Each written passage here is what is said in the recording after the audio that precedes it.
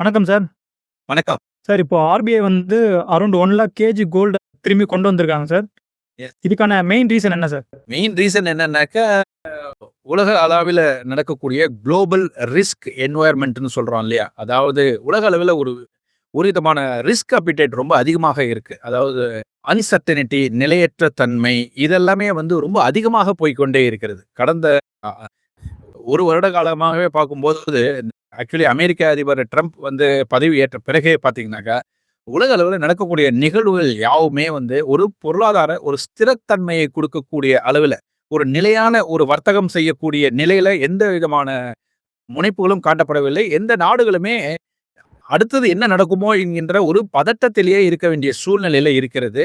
இதன் காரணமாகத்தான் ஒவ்வொரு நாடும் தங்களுக்கு எப்படிப்பட்ட ஒரு பாதுகாப்பான நிலையில எல்லாவற்றையும் அது தங்கமாகட்டும், அல்லது கச்சா எண்ணெயினுடைய வாங்குற இம்போர்ட் பண்றது ஆகட்டும், எல்லாமே பார்த்தீங்கன்னா, அவங்கவங்களோட நாடுகளுக்கு ஏற்பட்டுள்ள ஒரு ஒரு விதமான அச்சம், இதுவையெல்லாம் தவிர்க்கக்கூடிய அளவுல அந்த நாடுகளுடைய மக்களுக்கு பதில் சொல்லக்கூடிய நிலையில இருக்கக்கூடிய காரணத்தினால், அவரவர் சேஃப்டி மெஷர்ஸ் எதுவோ அதற்கான நடவடிக்கைகளை எல்லா நாடுகளுமே ஈடுபட்டுள்ளன. இது எங்கேருந்து கொண்டு வந்திருக்காங்கன்றத டீட்டெயிலா சொல்லிருங்க சார். இது வந்து ஆக்சுவலி நம்முடைய யுகேல லண்டன் பேங்க் ஆஃப் இங்கிலாந்து இருக்கு இல்லையா? அங்கே தான் நம்மளுடைய ஸ்டோர் அங்க தான் பண்ணி வச்சிருக்காங்க.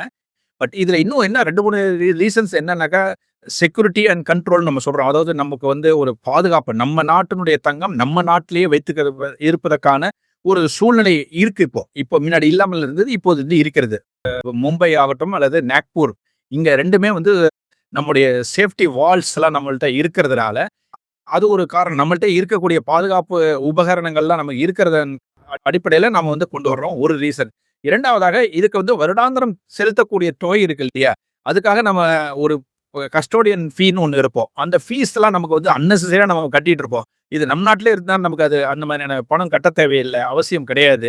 ஸோ இது ஒரு ரீசன். மற்றபடி பார்த்தீங்கன்னா, இதனால வந்து அந்த அந்த நம்முடைய செலவினங்கள் கொஞ்சம் குறையுது. இதனால இது என்ன நடக்குமோ அப்படிங்கிறது. இத விட ஒரு முக்கியமான காரணம் அப்படி என்னன்னு பார்த்தீங்கன்னாக்கா, முக்கியமாக 2022ஆம் ஆண்டுல வந்து ரஷ்யா, ஆப்கானிஸ்தான் இந்த நாடுகளுடைய அந்நிய செலாவணி வந்து வெளிநாடுகள்ல முதலீடு செய்திருப்பாங்க இல்லையா? அந்தந்த நாடுகள்லாம் டாலர்ல, பாண்ட்ஸ்ல. இதெல்லாம் வந்து அமெரிக்கா வந்து முடக்கியதன் அடிப்படையில எல்லா நாடுகளுக்குமே ஒரு பயம் வந்து விட்டது. அதாவது நம்முடைய அசெட்ஸ் வந்து அடுத்த கண்ட்ரில நம்ம வந்து ஃபாரின் அசெட்ஸாக மாற்றி வைக்கும் பொழுது ஏற்படக்கூடிய சிக்கல்கள். நாளைக்கு ஒருவேளை ஏதோ ஒரு காரணத்தினால், அதாவது வளர்ந்த நாடுகள், குறிப்பாக G7 கண்ட்ரீஸ்லாம் வந்து என்ன பண்றாங்கன்னாக்கா, இந்த மாதிரியான நாடுகளுடைய அந்நிய செலாவணிய வந்து கையில இருக்கும்போது, அத முடக்கிட்டாங்கன்னா, நம்முடைய கம்பேரிட்டிவ் வெல்த் வந்து எரோட் ஆகுது இல்லையா? நம்முடைய நாடு வந்து வெளிநாட்டுல வச்சிருக்கும்போது, அத வந்து கூடாத ஒரு வழியில அவங்க ஒரு சட்டம் இயற்றினால், அதுக்கு பாதிப்பு ஆகக்கூடியது நம்முடைய நாடு தான். ஸோ, இந்த அடிப்படையில தான் வந்து ரஷ்யா உள்ளிட்ட நாடுகள்லாம் இப்ப அவங்களுடைய பாதிப்பு அதுக்கு நெறைய அவங்களுடைய இடர்பாடுகள் நெறைய வந்திருக்கு. அதே மாதிரியான ஒரு சூழ்நிலை நமக்கும் வந்து விட்டால் என்ன பண்றது? அப்படிங்கிற அடிப்படையில தான் எல்லா நாடுகளுமே தங்கள் பாதுகாப்பான முதலீடான கருதக்கூடிய தங்கத்தை வந்து அந்தந்த நாடுகளே இப்பொழுது வெளியேற்றி வருகிறார்கள். வெளியிலேருந்து இருக்கிறது. இந்த ஒரு மூவ் வந்து கோல்ட் பிரைஸ்ல ஒரு ஷார்ட் டெர்ம்ல ஒரு இம்பாக்ட் பண்ணுமா சார்? ஷார்ட் டெர்ம்ல பெரிய அளவுக்கு இம்பாக்ட் பண்றதுக்கான வாய்ப்புகள் எதுவுமே கிடையாது. என்ன ரீசன் அப்படின்னு பார்த்தீங்கன்னா, ரிசர்வ் வங்கி வந்து புதிதாக வந்து தங்கத்தை இன்னைக்கு எதுவும் வாங்கல. இப்போ இந்த நடவடிக்கை என்பதன் காரணமாக ஒரு இடத்துல இருந்து இன்னொரு இடத்துக்கு மாத்திருக்காங்க. வெளிநாட்டுல இருக்கிறத நம்ம உள்நாட்டுக்கு தருவிருக்கோம். அவ்வளவுதானே தவிர, புதிதாக எந்த தங்கத்தையும் முதலீடு செய்யவில்லை. இந்த ஒரு குறிப்பிட்ட 1 வாரத்திலயோ இல்ல 2 வாரத்தில நடக்கல. ஆனா ஒண்ணே ஒண்ணு என்னன்னு பார்க்க வேண்டியது என்னன்னாக்கா, 2023ஆம் ஆண்டு ஒப்பிட்டு பார்க்கும்போது, நம் நாட்டுல வந்து கிட்டத்தட்ட இப்போ ஆர்பிஐ வந்து 77% என்ற அளவிற்கு உள்நாட்டில வந்து தங்கத்தை வந்து அந்நிய செலாவணியுடைய கையிருப்பு வந்து அந்த அளவுக்கு ஏற்றி வைத்திருக்காங்க. 23% முன்னாடி வந்து 16% இருந்த ரிசர்வ்ஸ் வந்து இப்போ வந்து கோல்டு சார்ந்த ரிசர்வ்ஸ் வந்து இப்போ 23% அதிகரித்துள்ளது. ஓரளவுக்கு என்னன்னாக்கா, அரசாங்கமும் என்ன நினைக்கிறது என்றால், தங்கம் ஒன்று ஒரு பாதுகாப்பான முதலீடாகத்தான் இருக்கிறது அப்படிங்கிறத அந்த ஒரு மெசேஜ் நம்ம எடுத்துக்கலாம். அதுலேருந்து எடுக்கக்கூடிய ஒரு மெசேஜ் என்னன்னா, அரசாங்கமும் ஏதோ நம்ம எப்படி வீட்ல வந்து நம்ம வந்து ஒரு ஒரு குடும்பத்துல எப்படி தங்கத்த வந்து ஒரு ஆல்டர்னேட் அசெட்ஸா ஒரு பாதுகாப்பான ஒரு இதுவா வச்சிருக்கோமோ, ஒரு எமர்ஜென்சிக்கு நமக்கு வேணும்னா எப்படி பயன்படுத்துவதற்காக வச்சிருக்கோமோ அசெட்டாக, அதே மாதிரியான ஒரு போக்கு வந்து நம்முடைய இந்திய நாடும் அதே மாதிரியான ஒரு சூழ்நிலையில தான் இருக்குங்கிறது ஒரு மெசேஜ் நமக்கு கிடைக்குது. ஸோ, கடந்த 6 மாத காலத்துல வந்து ரிசர்வ் வங்கி வந்து 13% என்றது வந்து 16% அதிகரித்துள்ளது. அது முக்கியமான ஒரு செய்தியா நான் பார்க்கின்றேன். கிட்டத்தட்ட நம்முடைய உள்நாட்டு கையிருப்பு மட்டுமே 880 மெட்ரிக் டன்களாக உயர்ந்துள்ளது. இப்பொழுது மொத்த கையிருப்பு தங்கத்தினுடைய உள்நாட்டு கையிருப்பு வந்து 880 மெட்ரிக் டன்ஸாக அதிகரித்துள்ளது. இந்த ஒரு மூவ் வந்து குளோபல் ஃபினான்ஷியல் அன்சர்டனிட்டி அதிகமா இருக்குன்னு ஒரு சிக்னலா சார்? ஆமா. இன்னும் அதுக்கு ஒரு உதாரணம் கூட சொல்றேன். குளோபல் அன்சர்டனிட்டி இண்டெக்ஸ்ன்னு ஒண்ணு இருக்கு. அதாவது உலகளாவிய நி நிச்சயமற்ற தன்மைக்கான ஒரு குறியீடு இருக்கு. அதாவது இது ஒரு நம்ம விக்ஸ்ன்னு நம்ம சொல்றோங்க ஷேர் மார்க்கெட்ல சொல்லும்போது விக்ஸ்ன்னு சொல்லுவோம். வாலடைல் இண்டெக்ஸ்ன்னு ஒண்ணு சொல்லுவாங்க. அதே மாதிரி வந்து உலக அளவில வந்து கிட்டத்தட்ட ஒரு 143 நாடுகள்ல எடுக்கப்பட்ட ஒரு சர்வே. இது எப்படி எடுக்குறாங்கன்னா, இன்டர்நேஷனல் மானிட்டரி ஃபண்ட் IMF வந்து அதனுடைய ரிசர்ச் குழு வந்து என்ன பண்றாங்கன்னா, ஒவ்வொரு 3 மாதத்துக்கு ஒரு முறை, அதாவது குவார்ட்டர்லி வந்து ஒரு அப்டேட் பண்றாங்க. அந்த குறியீடு எப்படி இருக்குன்ட்டு. அதாவது இந்த குறியீடுலேருந்து நமக்கு என்ன மெசேஜ் நமக்கு கிடைக்குது அப்படின்னா, ஒரு வர்த்தகம் சார்ந்த நிலைப்பாடுகள், பொருளாதாரத்தில ஏற்படக்கூடிய போர் பதட்டமான சூழ்நிலைகள், ஒரு கோவிடோ அல்லது மற்ற ஏதாவது ஒரு பெரிய அளவு நோய் தொற்று காரணமாக ஏற்படக்கூடிய பொருளாதார சிக்கல்கள், இதையெல்லாம் வந்து அந்தந்த நாடுகள் ஜியோ எக்கனாமிக் பாலிடிக்ஸ் சொல்றாங்க. ஒரு அரசியல் ஸ்திரத்தன்மை இல்லாத இடங்கள், இப்படியெல்லாம் வச்சு ஒரு பல்வேறு காரணிகளை வைத்துக்கொண்டு ஒரு சர்வே எடுக்கிறாங்க. இந்த சர்வே வந்து பார்த்தீங்கன்னா 2008, 2020 இதிலெல்லாம் பார்க்கும்போது அந்த குறியீடானது கிட்டத்தட்ட ஒரு 45,000லேருந்து ஒரு 50,000 என்கின்ற ஒரு குறியீடாக இருந்தது. ஆனால் இப்போ சமீபத்தில இந்த மார்ச் முடிவடைந்த காலத்துல அந்த குறியீடானது கிட்டத்தட்ட 1,00,000 என்கின்ற ஒரு இலக்கை தொட்டு இப்போ வந்து 85,000 என்கின்ற ஒரு இண்டெக்ஸ் குறியீடாக இது வந்து நடைபெற்று வருகிறது. கிட்டத்தட்ட ஒரு பெரிய இந்த கடந்த 3 மாதத்துல வந்து பார்த்தீங்கன்னா, ஒரு பெரிய அளவுக்கு ஸ்பைக் நடந்திருக்கு இந்த இண்டெக்ஸ்ல.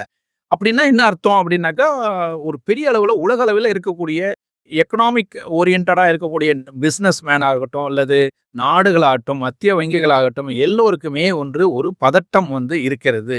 அதாவது ஒரு பதட்டமான சூழ்நிலை.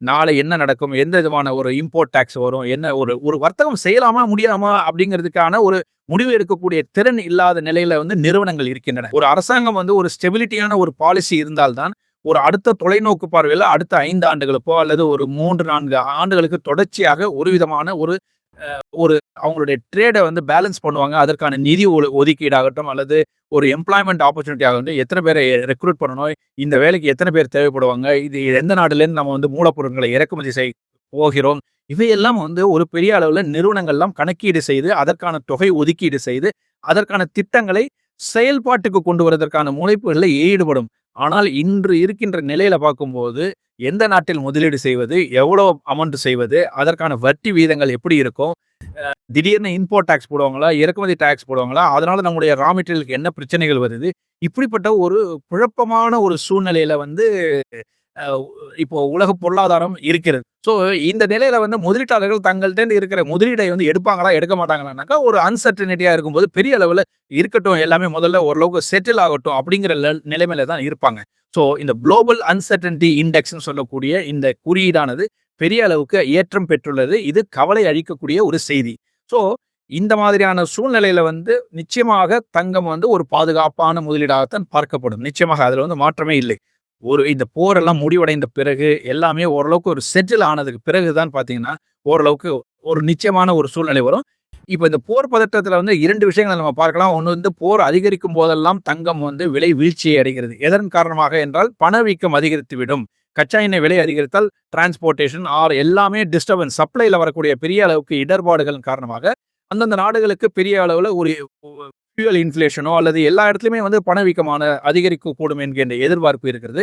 இதனால் வட்டி விகிதங்களை அதிகரித்து விடுவார்களோ அப்படிங்கிற ஒரு கவலை இருப்பதன் காரணமாக தான் தங்கம் வந்து ஒரு முறை போர் வந்து அதிகரிக்கும் போதும் பார்த்தீங்கன்னாக்கா விலை குறையுது. அதே சமயத்துல சீஸ்ஃபயர் அல்லது ஒரு இப்போதைக்கு தள்ளி வைக்கப்பட்டுள்ளது. இப்போ ஒரு 15 நாட்களுக்கு எந்த விதமான தாக்குதல்களும் ஈடுபட மாட்டோம் என்று 2 தரப்பினரும் சொல்லும் பொழுது உடனே தங்கம் வந்து ஒரு ஸ்பைக் ஆகுது. ஸோ இப்படிதான் இந்த காலகட்டத்துல இருக்கோமே தவிர, இனிமே வரக்கூடிய காலகட்டத்துல தங்கத்துக்கான விலை உயர்வு என்பது 2 அடிப்படையில் தான் நடக்க இருக்கிறது. ஒன்று வந்து அமெரிக்க டாலருடைய மதிப்பு குறைந்தாலோ, அல்லது அந்த வட்டி விகிதம் என்று சொல்லக்கூடிய அமெரிக்காவுடைய ஃபெடரல் பாலிசி அதுல வந்து ஏதாவது மாற்றங்கள் ஏற்பட்டு குறைக்கும் நடவடிக்கைகள் அவர்கள் ஈடுபட்டாலோ மட்டுமே தான் வந்து தங்கத்தினுடைய விலை சர்வதேச அளவில் விலை ஏற்றப்படுவதற்கான வாய்ப்புகள் இருக்கின்றன. Okay sir. இப்பவும் கோல்டு வந்து ஒரு சேஃபஸ்ட் அசெட் தானா சார்? சேஃபஸ்ட் அசெட் தான். பட் நம்ம அதை சொல்றோம், மறுபடியும் வந்து நம்ம வந்து ஒரு குறிப்பிட்ட நம்ம வந்து டே டு டே நம்ம வந்து இதனுடைய பிரைஸ் மூவ்மெண்ட்டை பார்க்க வேண்டிய அவசியமே கிடையாது. அது ஒரு ரீட்டைல் இன்வெஸ்டரை பொறுத்த வரைக்கும்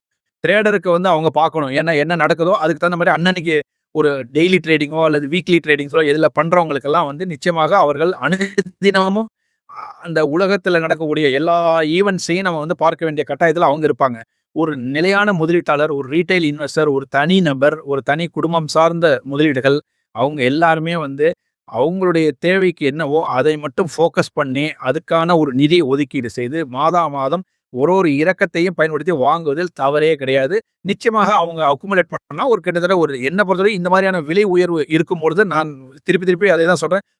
எப்போது விலை அதிகரிக்கிறதோ நம்முடைய அலோகேஷன் வந்து கொஞ்சம் குறைச்சிக்கிறது நல்லது. அதாவது குறைச்சிக்கிறதுனா இந்த விலை அதிகமாக இருக்கும்போது போய் நம்ம போய் ஒரு 20% தான் வந்து தங்கத்துல முதலீடு செய்வது வந்து சாலச் சிறந்தது அல்ல. அதே சமயத்தில் விலை குறையும் பொழுது நீங்கள் அப்போது வந்து அந்த இடத்துல ஒரு பேலன்ஸ் பண்றதுக்கு கொஞ்சம் அதிகமாக வாங்கிக்கலாம். யூனிட்ஸும் உங்களுக்கு அதிகமாக கிடைக்கும். அது ETF ஆகட்டும் அல்லது பிசிக்கல் கோல்டாக இருக்கட்டும், எதுவாக இருந்தாலும் விலை குறையும் போது மட்டுமே வாங்குவதாக நம்ம ஒரு பழக்கத்தை ஏற்படுத்தி கொள்ள வேண்டும். போய் லம்சம் அமௌண்ட்டாக போய் வாங்குறது வந்து இந்த மாதிரியான ஒரு குறுகிய காலத்துல 60-65% தங்கம் விலை ஏற்றம் பெற்றுள்ள நிலையில போய் நம்ம போய் பெரிய அளவுக்கு முதலீடு செய்வது அந்த அளவுக்கு நல்லதல்ல. Thank you sir. தேங்க்யூ. மேலும் ஈடி தமிழ் சேனல்ல வரப்போகும் பிசினஸ் மற்றும் அது ரிலேட்டடான வீடியோவை பார்க்க உடனே கீழே இருக்க சப்ஸ்கிரைப் பட்டனை கிளிக் பண்ணுங்க.